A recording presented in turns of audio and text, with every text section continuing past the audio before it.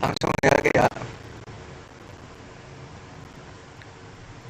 Baik, sebelumnya saya buka dulu. Assalamualaikum warahmatullahi wabarakatuh. Waalaikumsalam warahmatullahi wabarakatuh. Waalaikumsalam. Selamat malam. Sebelumnya terima kasih kepada kelompok C telah bergabung di Meet CPL pada malam kali ini. Sebelumnya perkenalkan saya Ramdhani Firman Hidayat dengan NIM D1A023-128. Di sini kami akan mempresentasikan hasil kerja kami, yaitu fungsi hormon dalam pembentukan telur. Sebelumnya perkenalkan, tim kami itu ada Farhan Novel Gandhi dengan NIM D1A023013 dan ada Reza Dewandoro Cahyo Murti itu dengan NIM D1A023057. Terus ada Almas Fahri Musadak dengan NIM D1A023086. Terus ada Miko Saputra dengan NIM D1A023057. Terus ada Said Barka dengan NIM D1A023135. Dan yang terakhir itu ada Uma Afif Hanifa dengan NIM D1A023253. Next. Oke, sebelumnya itu ada rumusan masalah. Yang pertama itu ada sistem fisiologi apa sajakah yang bekerja pada pembentukan telur ayam atau unggas. Terus yang B itu ada hormon apa sajakah yang berperan dalam pembentukan yolk dan albumen. Yang C itu ada hormon apa saja mengontrol sifat pengeraman. Terus yang D itu ada mengapa produksi ayam niaga petelur lebih tinggi dibandingkan ayam kampung. Dan yang terakhir itu ada solusi yang dapat diterapkan agar produksi telur ayam kampung dapat ditingkatkan. Next. Pertama yang A itu ada sistem fisiologi yang bekerja pada pembentukan telur ayam atau unggas. Pembentukan telur pada unggas melibatkan serangkaian proses fisiologis yang diatur oleh berbagai hormon dan struktur anatomi di dalam tubuh unggas betina. Proses fisiologi yang bekerja saat pembentukan telur yaitu perkembangan folikel, ovulasi, pembentukan albumen, dan pembentukan membran telur. Pembahasan B yaitu hormon yang berperan dalam pembentukan yolk. Nah, pembentukan yolk atau kuning telur itu dirangsang oleh hormon estrogen. Estrogen merupakan hormon perangsang biosintesis fitologenin di hepar. Fitologenin merupakan bahan dasar dalam pembentukan kuning telur. Fitologenin yang disintesis di hepar dengan bantuan hormon estrogen disekresikan ke dalam aliran darah menuju gonad, mengakibatkan konsentrasi fitologenin dalam darah akan meningkat sehingga terbentuk kuning telur yang matang dan siap diovulasikan. Hepar mampu menghasilkan berbagai lemak netral, fosfolipid, dan kolesterol yang penting untuk pembentukan kuning telur atau yolk di bawah pengaruh estradiol.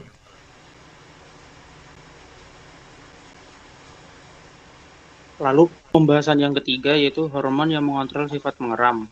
Hormon yang dihasilkan oleh hipofisa anterior yang menyebabkan sifat mengeram dan berhentinya produksi telur yaitu disebut hormon prolaktin. Saat seekor unggas mengeram, kadar prolaktin dalam tubuhnya meningkat secara signifikan. Peningkatan hormon ini mendorong perilaku mengeram termasuk duduk di atas telur untuk menjaga suhu optimal yang diperlukan untuk perkembangan embrio. Oke, yang selanjutnya produksi ayam kampung lebih rendah daripada ayam petelur. Alasannya produktivitas ayam kampung rendah. Yang pertama sulit untuk memperoleh bibit yang bagus, kemudian yang kedua pemberi pakan yang kurang diperhatikan, kurangnya memperhatikan pola perkawinan, yang keempat kesehatan yang kurang terjaga, yang kelima vaksinasi yang belum teratur.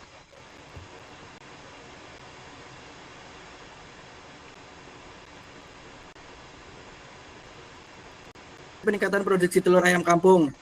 Solusi yang dapat dilakukan antara lain ada 1. Pemilihan genetik yang baik, 2. Pemberian pakan yang tinggi nutrien, 3. Penjagaan ketat terhadap kesehatan, 4. Vaksinasi teratur sesuai arahan dinas kesehatan dan dinas peternak.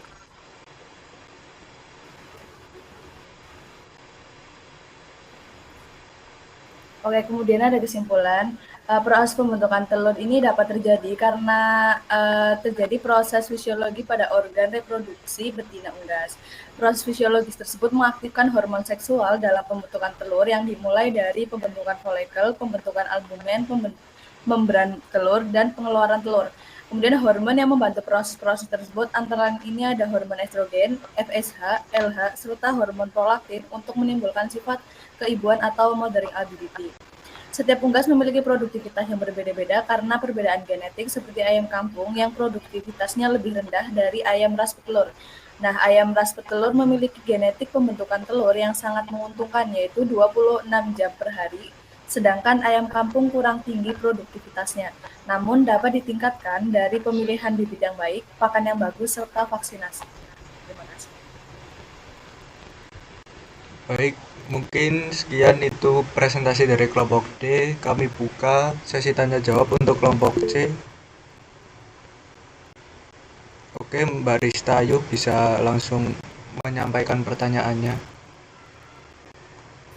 Oke, sebelumnya perkenalkan, saya Rista Iqmala dengan NIM 280. Mau tanya, bagaimana sih penerapan seleksi genetik itu dapat membantu peningkatan produksi telur? Sekian, terima kasih.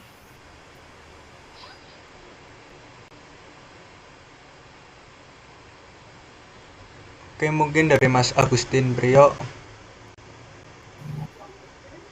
Oke, izin bertanya, saya Agustin Utomo dengan NIM 114, izin bertanya, bagaimana strategi manajemen pakan dapat dikaitkan dengan stimulasi hormon reproduksi unggas? Terima kasih.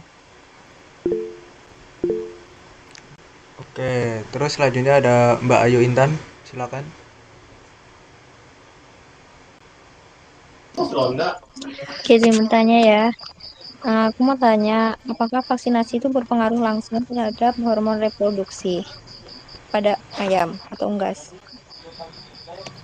Oke, baik. Pertanyaan kami tampung terlebih dahulu.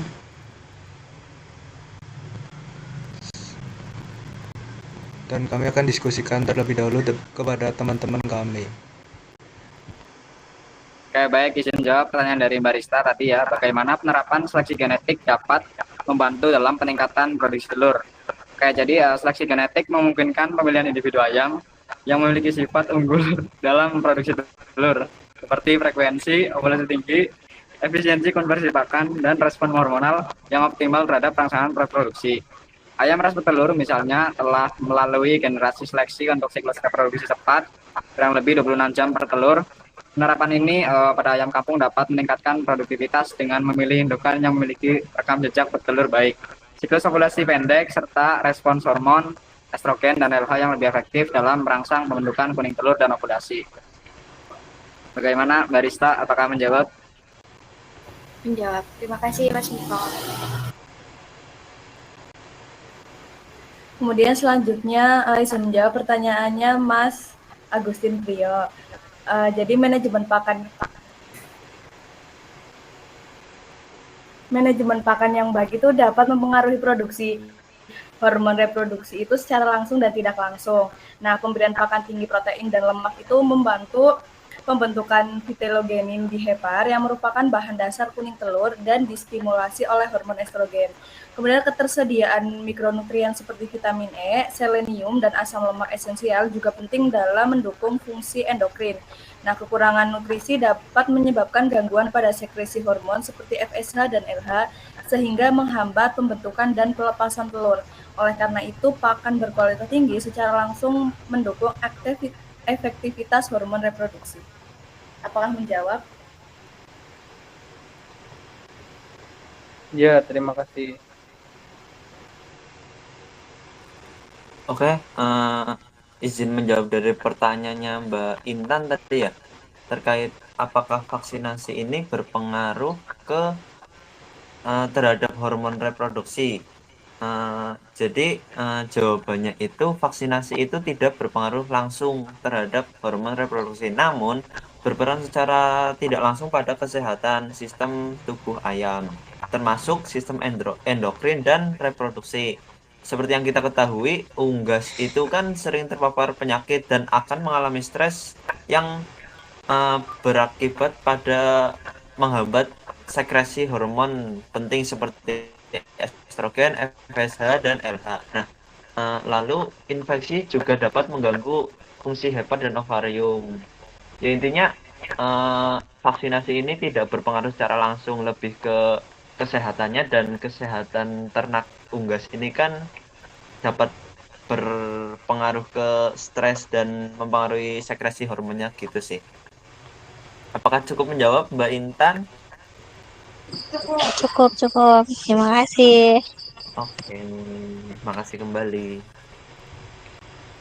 Oke, mungkin karena sesi tanya jawab sudah selesai, kami akhiri. Kurang lebihnya kami memohon maaf sebesar-besarnya.